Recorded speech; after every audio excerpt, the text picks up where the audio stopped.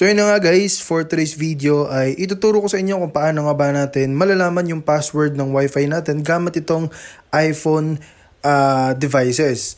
Okay, so ang una natin gagawin guys is syempre pumunta tayo sa Wi-Fi natin.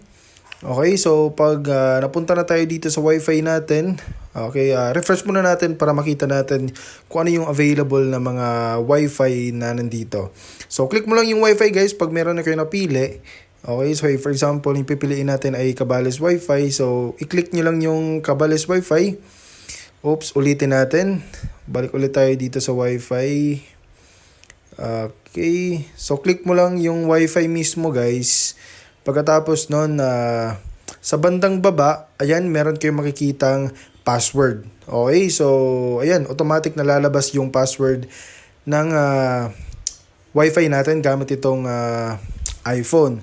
So, para naman makita yung mga nakasave ng mga Wi-Fi password sa iPhone natin, click mo lang yung edit na nasa taas. Tapos ito guys, makikita mo lahat ng mga Wi-Fi na nandito.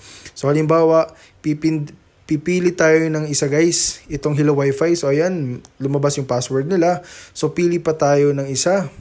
So, let's see this, Cabs, ayan, Cabs 5. Lumabas din yung password. Tapos, pili pa tayo ng isa. Ayan, Sales Train.